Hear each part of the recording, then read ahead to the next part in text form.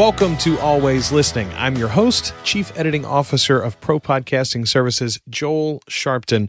And this week, we are always listening to Cocaine and Rhinestones with Tyler Mahan Co. What is Cocaine and Rhinestones? Well, it's a show about, as you'll hear in the interview that I've got lined up for you, it is a show about the history of country music, especially in the 20th century, and the lives of those who made it. It's a fantastic podcast that I cannot recommend to you enough. If you like true crime at all, I think you'll like the style of this one. If you like country music at all, I think you'll find a lot to enjoy in Tyler's show. If you've ever been interested in David Allan Coe, well, then you might be interested in the fact that Tyler is his son. All of that and more made the show pretty compelling to me when I first heard about it, thanks to an article in Pitchfork. It was shared in a Facebook group that I'm in, and I didn't even read the article. I just saw the headline, and I said, yes, that is a podcast for me. So I started downloading it. I listened to the first couple of episodes literally the first day. I think I listened to 2 or 3 that first day. And then over the course of a week, I listened to all 14 of the total episodes for Season 1. Season 1 is done now, and we don't know exactly when we're going to get Season 2. Tyler is working on it.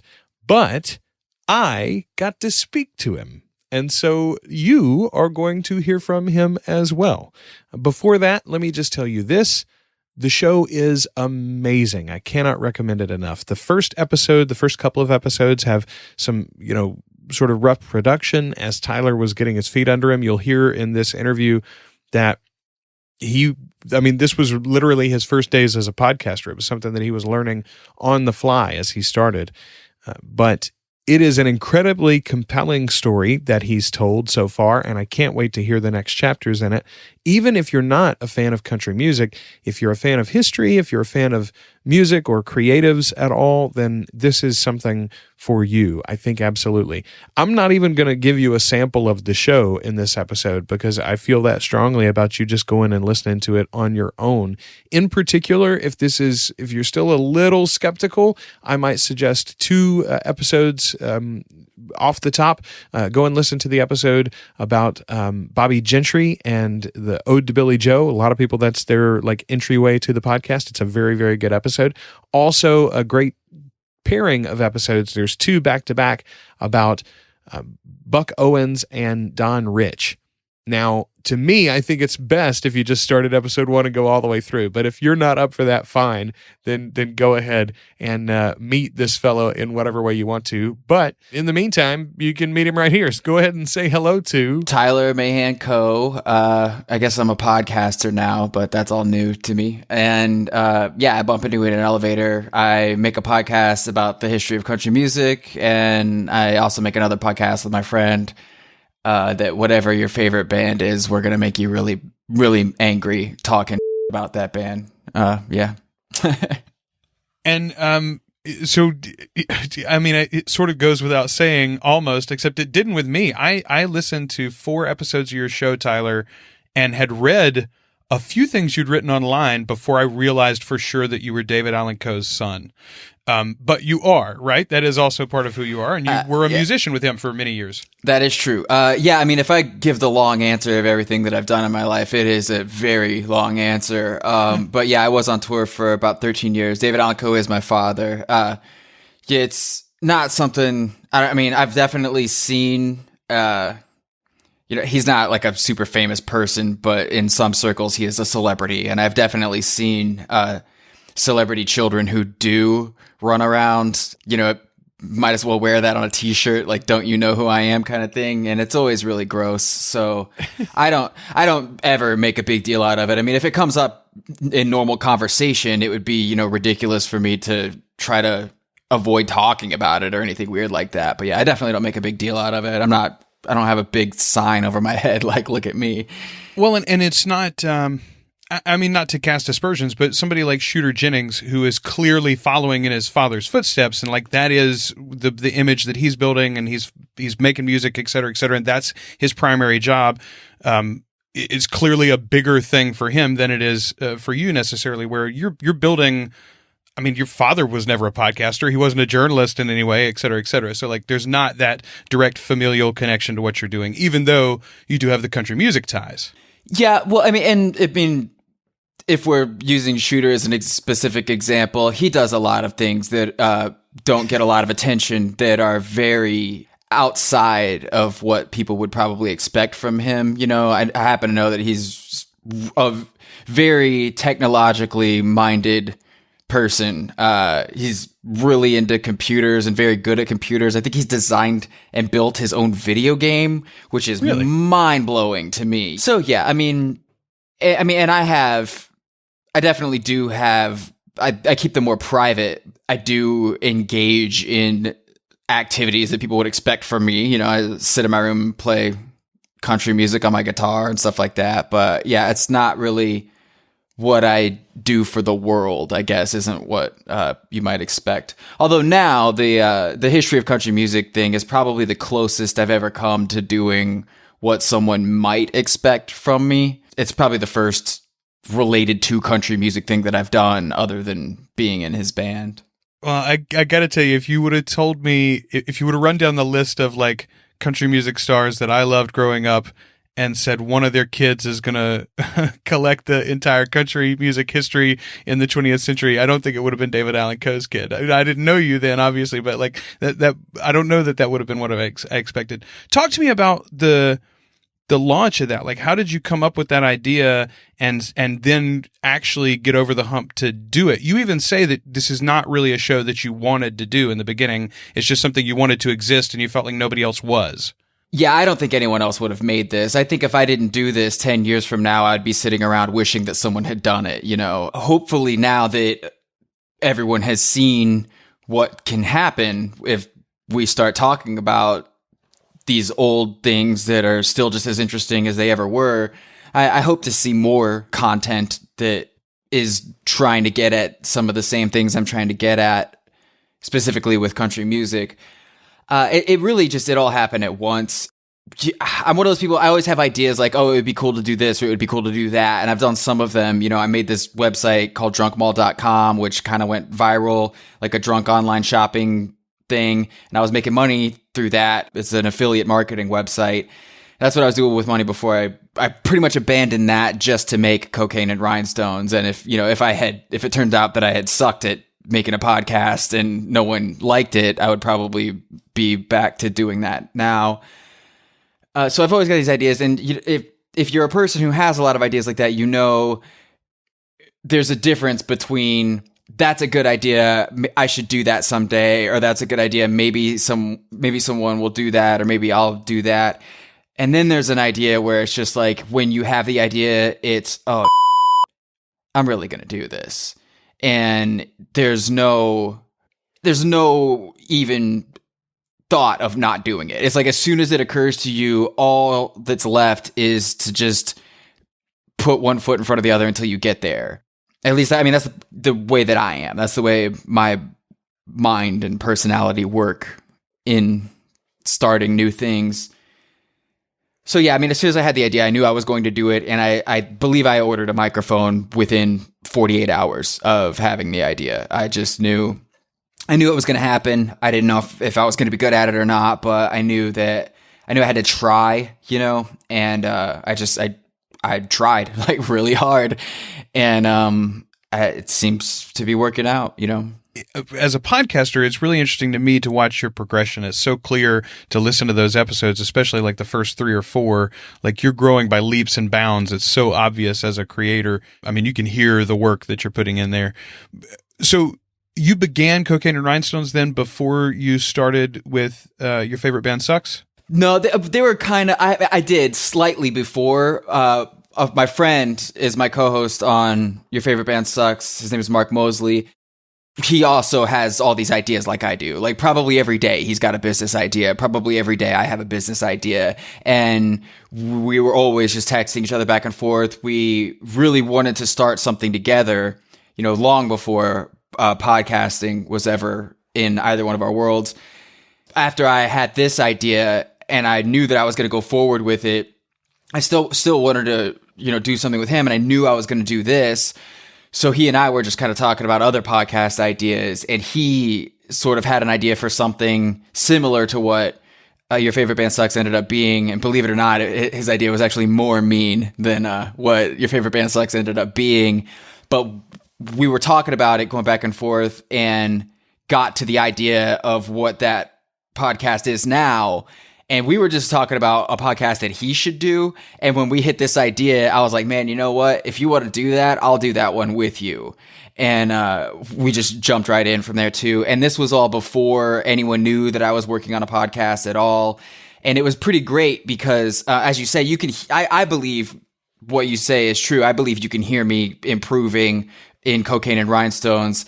Especially, there's to my ears, there's a real big jump between episode 1 and episode 2, but episode 3 and episode 4. And then by episode 6, I feel like episode 6 was the first one where while I was making it, I was like, this is good. I know that this is good. And I probably should mention, like, I'm my own worst critic, so if I'm saying that it's as objective of an analysis as is possible. I'm not like, patting myself on the back needlessly. I'll go ahead and say also the first 3 episodes are practically unlistenable for me. I can't. It's like torture listening to them if I have to for whatever reason. But having Your Favorite Band Sucks was great because that was such a lower risk. First of all, I've got someone else with me to take whatever heat comes in, And second of all, it's more of a basic conversational format, just me and him sitting down and talking. And that editing some of that stuff was less labor intensive than what I do on Cocaine and Rhinestones. And it actually allowed me to learn how to use the recording and editing software and all of that before I had made the first episode of Cocaine and Rhinestones just like a pilot and showed it around privately to some people. And then I went over to Your Favorite Band Sucks for a little bit and really got my editing chops down, because it's multi-track this is only interesting for people who make a podcast, but it's, one track of him talking, one track of me talking, and figuring out how to do edits that aren't obvious and things like that. And then that all translated back to Cocaine and Rhinestones and made it a lot better, I feel. No, it makes perfect sense. I always say basically any podcaster who's ever found success has done it with their second or their third podcast. It's almost never with their first show. So even though like you started them both at the same time, like you got your feet wet and got a lot of those bumps and bruises out of the way with the other one. I mean, obviously with a lot of your subjects, especially early on in the 20th century, those people are all or mostly dead now. But was there ever a time when you thought, hey, I should use interviews? Like I should lean on the fact that I know some of these people, that I have connections, and that I could call on favors and reach out? I mean, you could get a lot of these people on the phone, let's be honest. Yeah, I could. I think there are a lot of reasons to not do that. For one thing, I have a background in digital marketing and PR, and I know how that world works. And once you get into what artist relations, I guess is a good way to put it, the temptation is strong to just become a PR outlet. If someone is still alive that I'm talking about, they happen to have a new album coming out, all of a sudden there are all these incentives for me to not only maybe start talking about them sooner than I would, but there are incentives there for me to maybe, act like they were maybe a little bit more important than they were. Maybe they get a bigger place in the history because they want to be my friend, Right. Just a lot of bullshit like that you see happening in the contemporary music cycle for sure. It's blatant.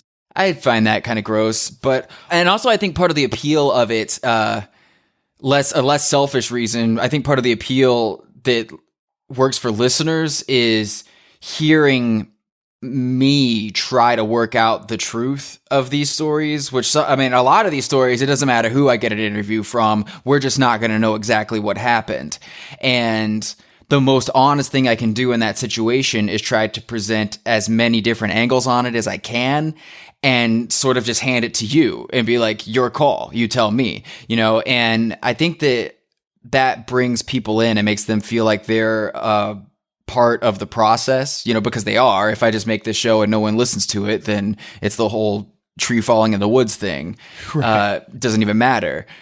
So there are a lot of things. Human memory is terrible. If your only source is you sit someone down and they tell you what happened, you're probably not getting the truth. The other thing is, like I said, the incentive could be there for me to make someone seem more important than they are. I see it all the time. Someone from the old school, they outlive everyone else, and then you ask them what happened. All of a sudden, they played a much bigger part than everyone wants to give them credit for. It's like, yeah, I never got credit for this and that and this and that, and I don't want to deal with that. And I also don't want to be in the position where I have to, this person sat down and talked to me and lied to me. I'm not trying to have a cool podcast. I'm not trying to have a hit podcast. I'm not trying to get famous or rich from this. The full title of the show is Cocaine and Rhinestones, The History of Country Music. That subtitle at the end, that's my aim. And if I piss someone off doing that, it's already happened. I'm going to do it. I feel like it's less likely to cause personal problems in my life and personal relationships if I'm not sitting people down and talking to them, and if I'm just working off of public information. And the other thing is I've since the first season came out, I've been invited to use the Country Music Hall of Fame archives for research from now on. Yeah. In almost all of these cases, they've already done what I would do for me. They have these things called oral transcripts where they bring in, a DJ, like a radio DJ, not a wiki DJ, right. And a producer, songwriters, artists. They bring them in and they interview them about the real details of their entire career. Like, who did you work with? Who played on that session? Not a bull PR interview where it's, give me the sound clips because I'm going to show this to the public. It's just for the record, and all that stuff is in these archives. So pretty much any information that I could get from an interview other than just cool little sound clips or whatever is available to me now. So there really wouldn't be much of a reason to do it. So I guess I should have told you I give extremely long answers to simple questions. Yeah, that's good. That's good. So let's talk about like a couple of specifics. You mentioned like the leaving it up to the audience sometime, like the Jeannie C. Riley episode of Harper Valley PTA, which, by the way, I love the multi-parter ones. I hope that's something you're going to do more in the future, where they like clearly connect to one another and tell a full story over a couple of episodes. But that episode where there are so many aspersions, so many accusations that she had made and that other people had mentioned over time. And it's like, you laid it out. There's clearly nothing provable about any of that stuff. It's just like her word. And at the same time, you don't want to not believe her, but like, anyway, how do you approach that? And I guess my question is, which one is a greater motivator for you? Is it a better motivator or a stronger motivator to not put something out there that's possibly wrong or that's going to get a lot of negative feedback? Or is it more important to you to make the definitive statement on, like, here is how I see these series of events and the way that they played out? I definitely don't want to sway opinion. I don't think that anyone should, if I say, here's what I think happened, but I'm not sure, I definitely mean that. I'm not sure. I hope that people don't just take what I think is probable as, definitive fact moving forward. And I try to be very careful about my language when I'm in areas like that. And that Jeannie C. Riley episode was probably one of the two scariest ones for me as far as the potential for powerful reactions. I'm honestly surprised at how small of a reaction that episode got, because I feel like a lot of what's in that ties into a lot of what's happening in the news right now. But I mean, personally, I do believe her about the alleged blackmail. That's not at all surprising to me. I could see that happening for sure.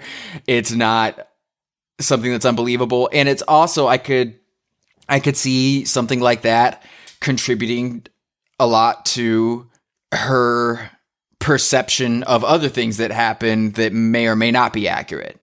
And I tried, I don't know, I haven't gone back and listened to that one as much as some of the others because no one has really asked a lot of questions about it, like I said.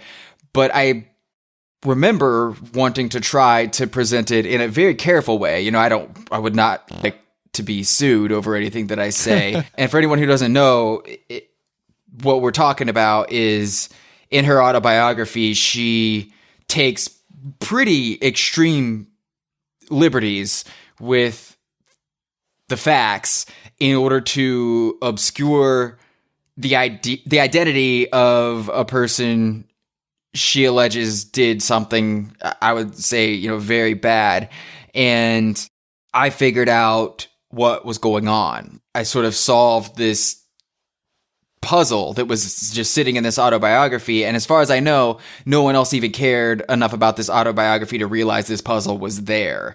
So it wasn't a situation where I know this documented fact that is not very well known and I'm going to go tell the world about it. It was a situation where, oh, I think I found something that no one has ever known about. And I also found some court documents over here that are pretty hard evidence that my suspicions are correct.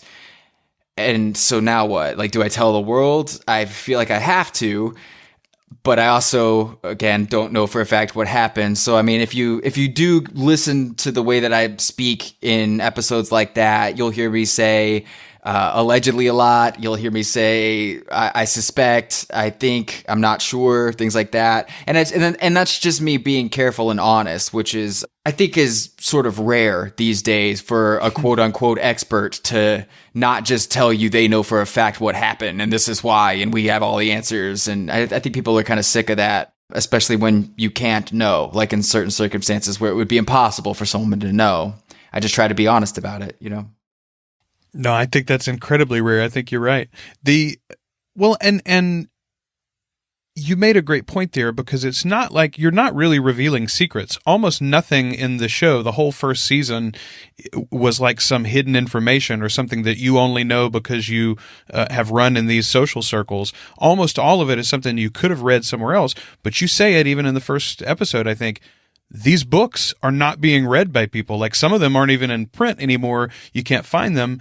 And so you're telling a compelling story and collecting all that information into a narrative and to a format that more people will probably actually put in their ears and take in. That's what I think is so compelling about what you're doing.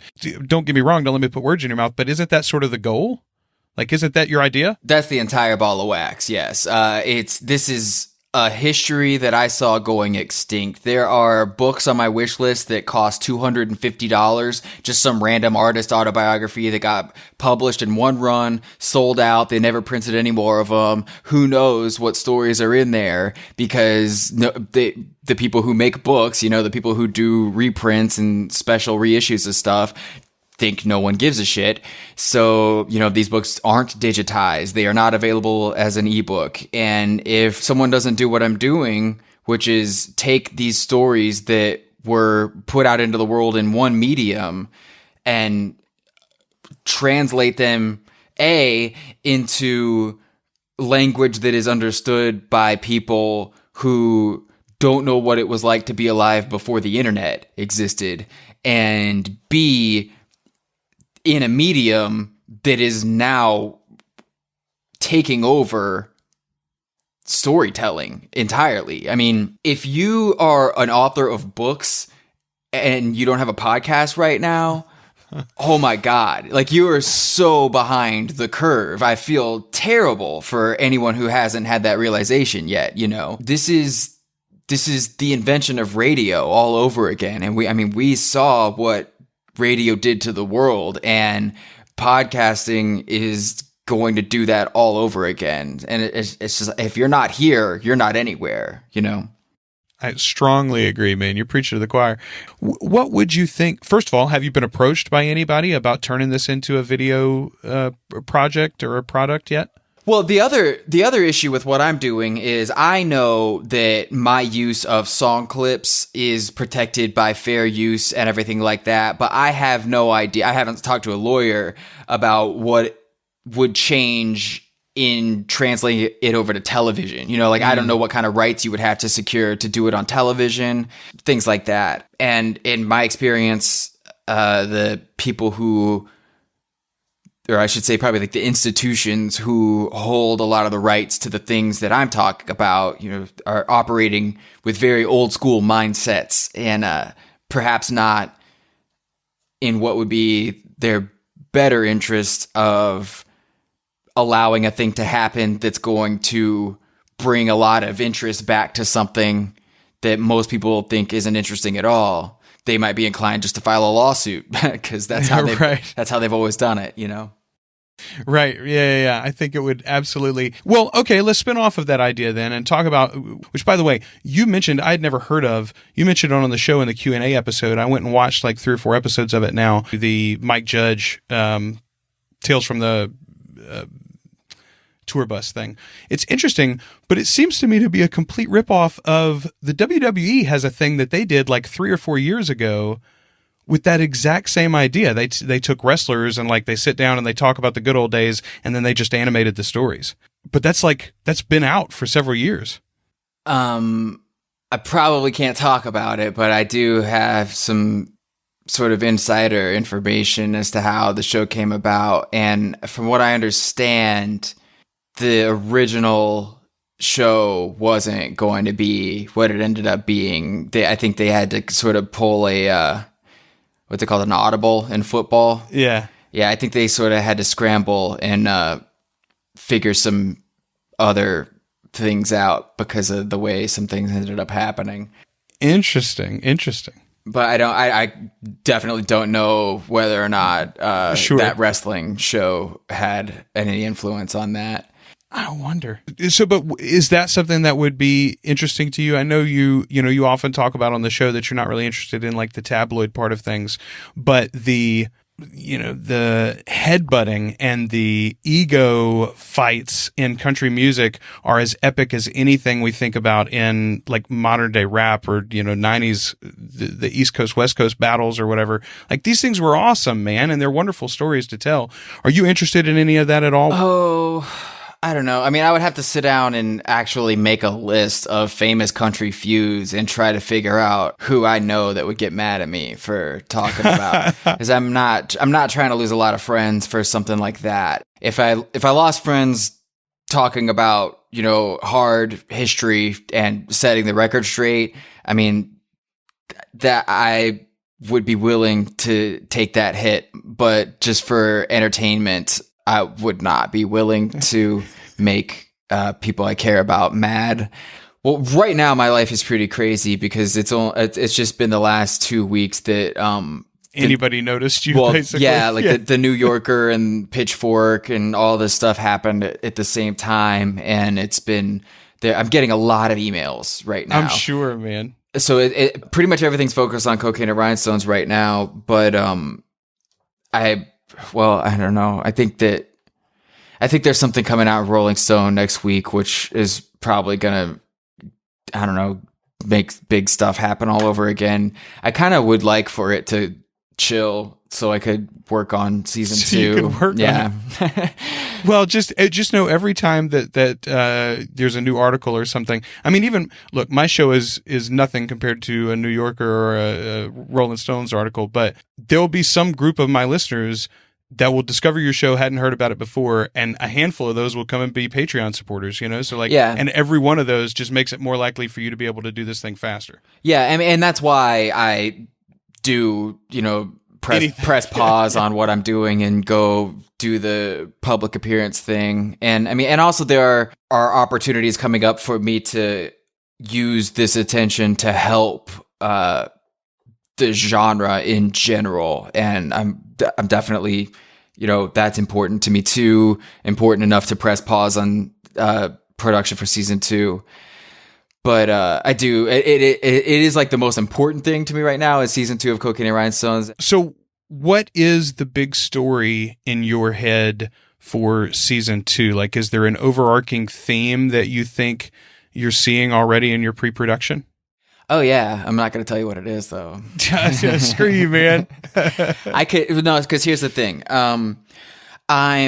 Season 1, the secret objective of season 1 was to set up all of this knowledge, this framework, this outline, this blueprint, whatever you want to call it, for the world of country music. You know, I jumped around from different times and different places and really tried to give an overview of at least a major chunk of what country music is and how it works, you know. And of course, there's a lot that I didn't get to. There's a lot that I hardly even mentioned, you know, like I didn't get into bluegrass basically at all. And that's just one massive example of something. And I don't think I even touched gospel music, which is, you know, that's everything for a major period of country music.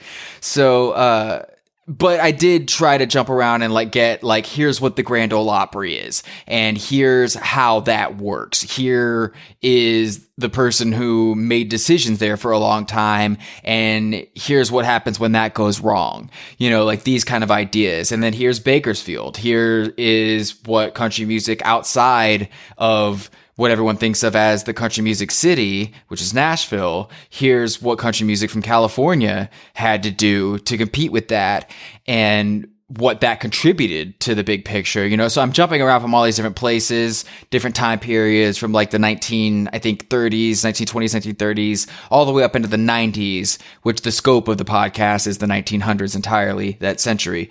So now that a lot of that ground is laid, I don't have to do that again. You know, I don't have to explain a publishing company again. I don't have to explain what a producer is again. We can really get into some stories that are big enough themselves to where we can, once we have all this other information and these understandings that we can bring to this story is really worth hanging out on for a long time, you know? So I think, especially if you like the multi-part Harper Valley PTA episodes and the like the Buck Owens and Donna Rich multi-parters, I think season 2 is going to be something that you will really enjoy. It's, definitely more of a unified theme.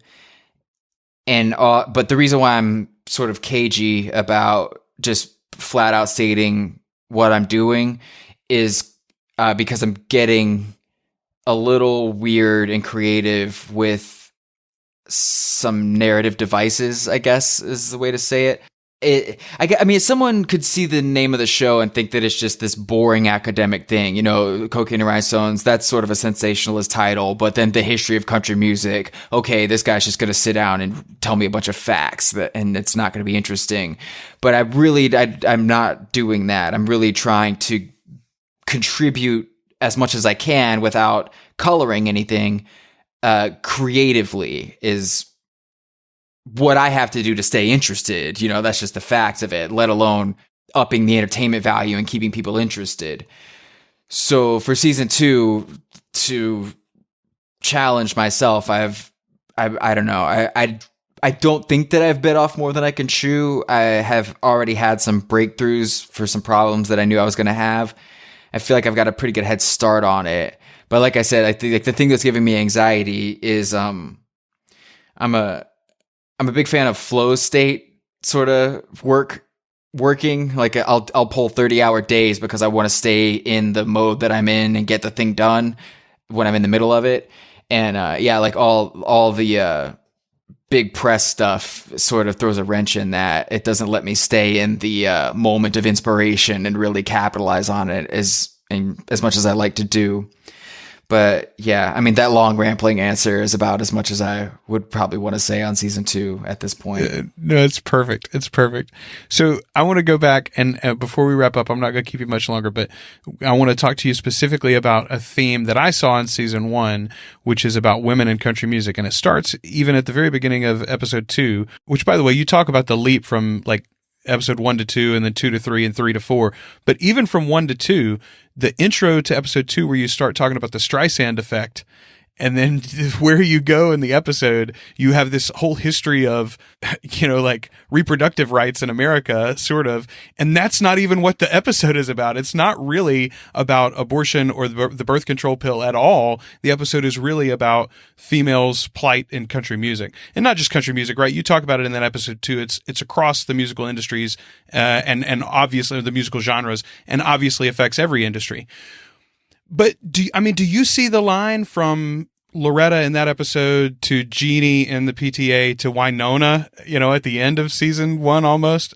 I mean, the story has not changed in the 50 years that you're talked about so far. Oh, yeah. I mean, I think if you saw my notes and how meticulously planned out the sequence of everything is, you would maybe think that I have a psychological disorder or something. You got like the string theory going? There are about 5 different threads that run through the first season, and it was actually kind of fun to figure out which stories needed to come in which order in order for that thread to be there. I mean, even if it was only for me to see, I didn't really know how many people would even be paying attention, but just for my own satisfaction, I wanted it to be that way. And of course, a lot more people ended up hearing the show than I thought were going to hear it, at least this fast. And it has been rewarding to see how much of what I built into it has been picked up on by listeners. The thing with the pill intro and it being, seemingly unrelated, my own mental process is often a matter of finding connections where there may or may not be one there, or at least trying to find out if there is or isn't a connection between a few things. This is just my personal approach to thinking about things. And I usually end up deciding that there is a connection because you kind of always can turn something into a connection, even if it's through some sort of 6 degrees of separation game. But also, just as a storytelling device, it's the word that I always want to jump to is manipulative, but less cynical than that word implies. It's a sort of controlling your listener's emotional reaction to what you're saying. You want to push them, and you want to test them, and you want to give your listener credit, and you want to treat them with the respect that they are willing to be challenged, and they're willing to go in this other direction with you if you bring it back, if you've got to deliver.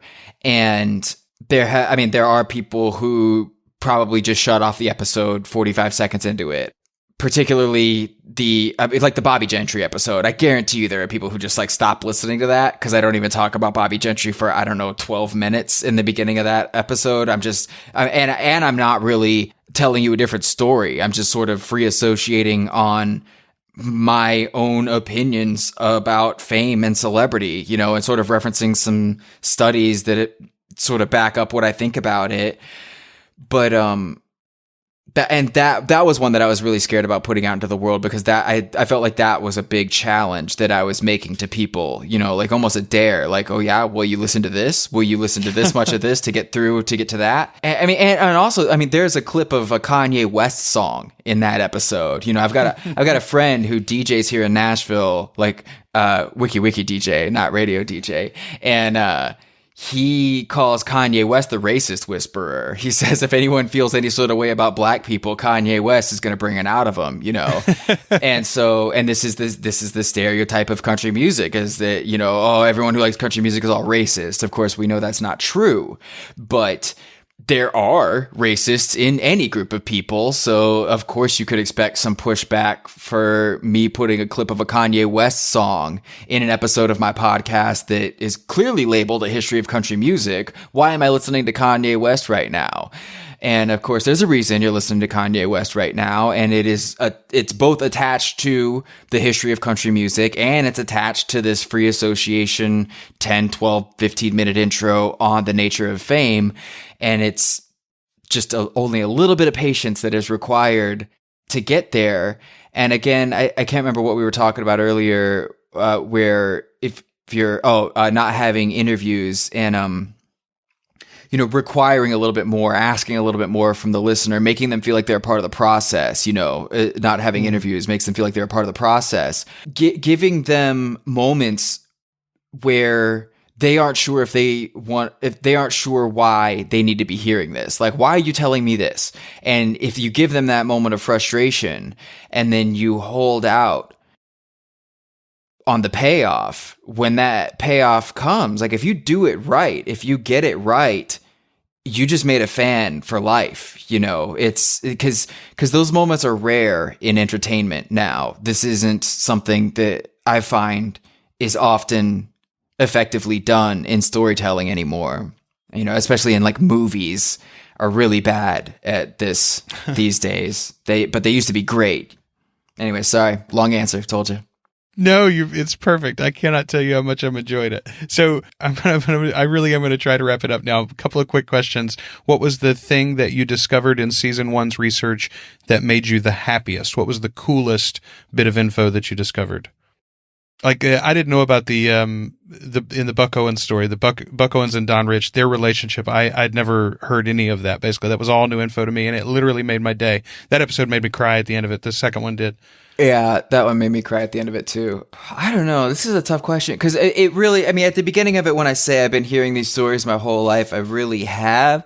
So as far as like what made me happiest, I think, and it wouldn't have been something that I found out, but I think the biggest satisfaction is the opportunity to put a spotlight on some things that people mostly don't know.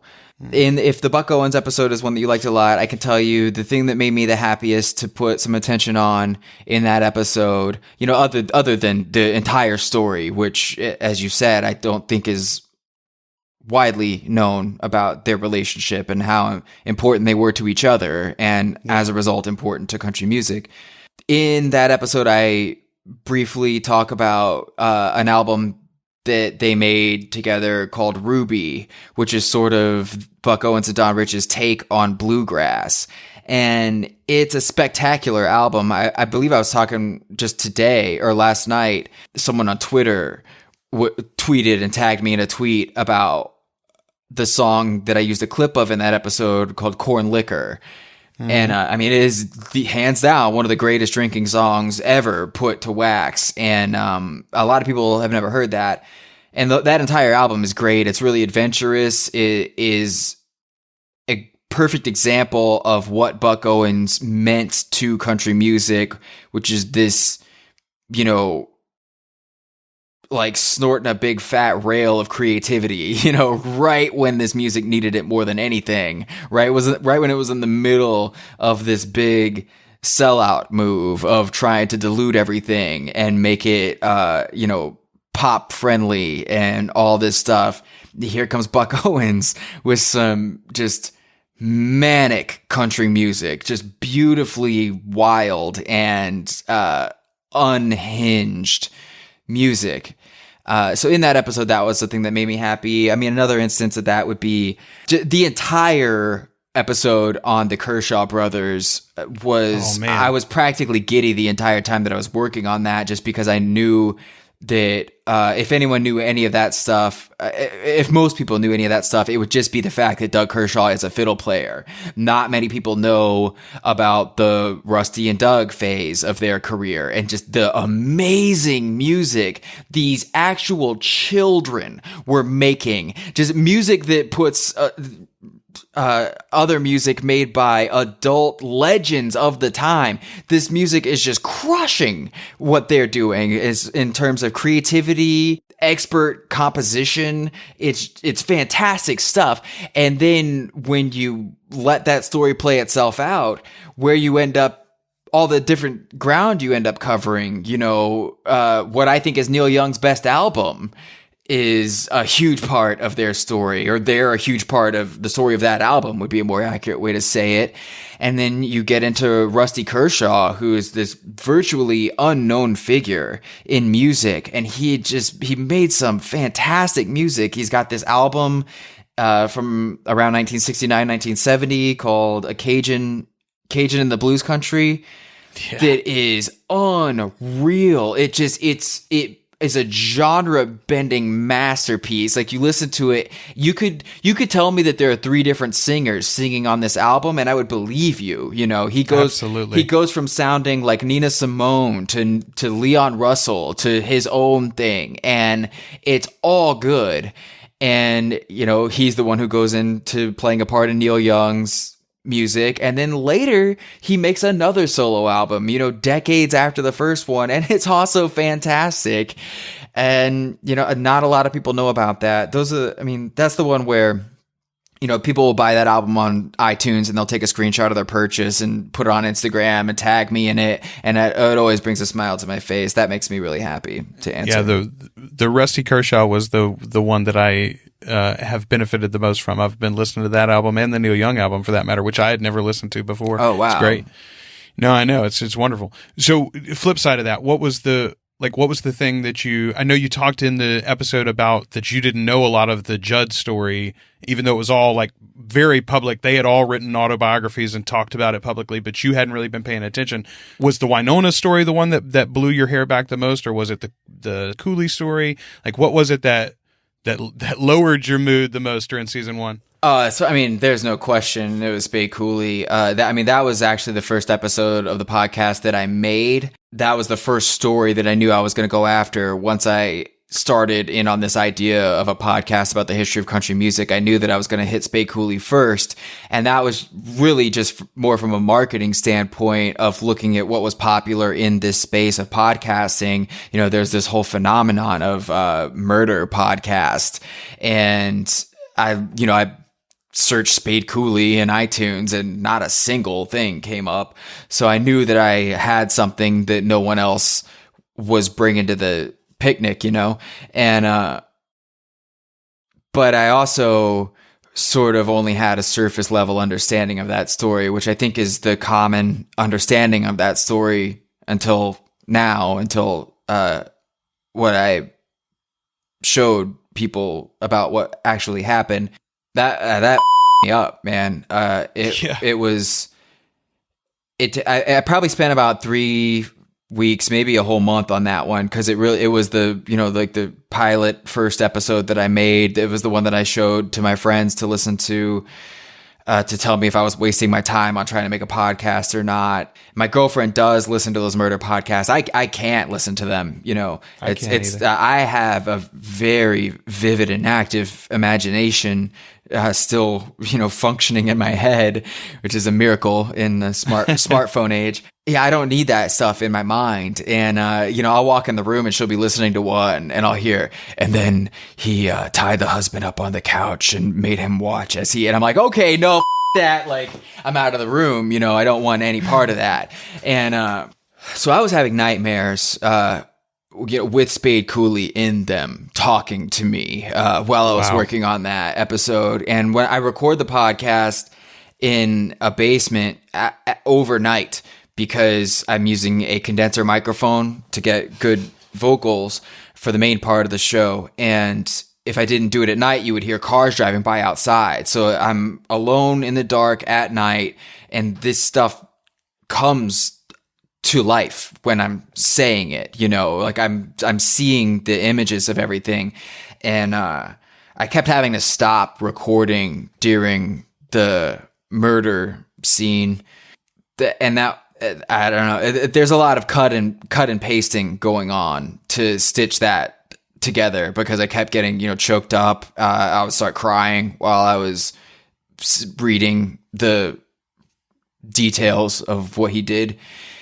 There's just no question that is that's the biggest price that I paid. Like, that's never going to go away, too. That's another thing. Like, you don't get to walk away from that. You don't get to not have done that to yourself. And that's why there are I think there are 3 separate content warnings in that episode, like one right at the beginning, one a little ways in, and one right before it gets dirty. Because I know how some people listen to podcasts, they space out and they, maybe aren't paying attention to what they're hearing.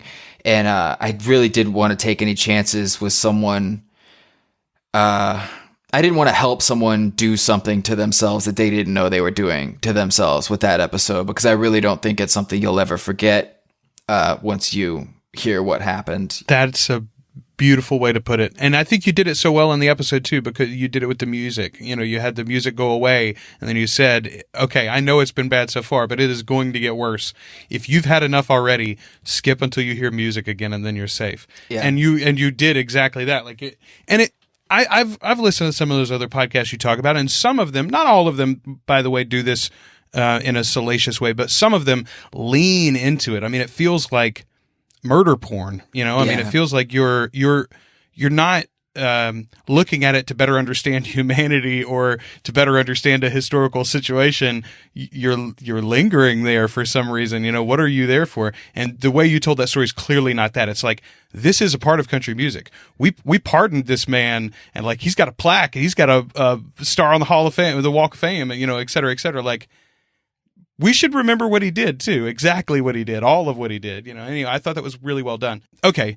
I've taken way too much of your time, Tyler. I really appreciate it. So this is not really news. If you are in my personal life, you've already been hearing about this show for a long time, but I am so excited that I get to share this interview with you guys, and hopefully some of you will check out the podcast as well. cocaineandrhinestones.com. You can find them there. You can find them on any podcast app that you subscribe to shows in. And just in general, check it out. Cocaine and Rhinestones. Go subscribe and listen to what Tyler is doing.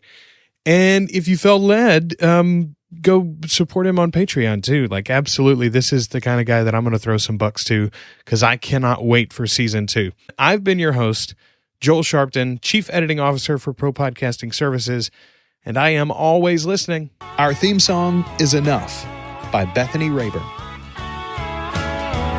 When that day comes and I stop breathing, will you bury me with my love? Will you bury me with my love? 'Cause if I never thought twice about dying, then this ain't no life at all. Honey, it ain't no life at all. Yeah, I know I ain't seen it all, but I've seen enough.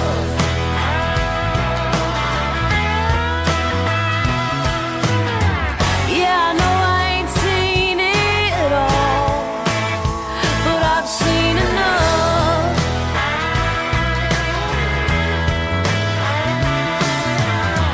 Yeah, I know I ain't seen it all, but I've seen enough.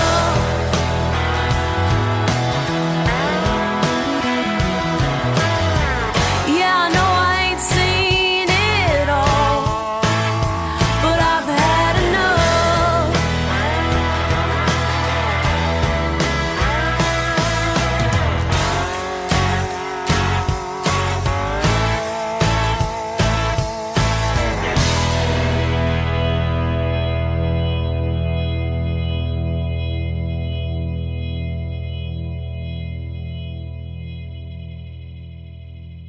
Two guys and a rogue. I'm one guy, I'm the other. and this is The Network.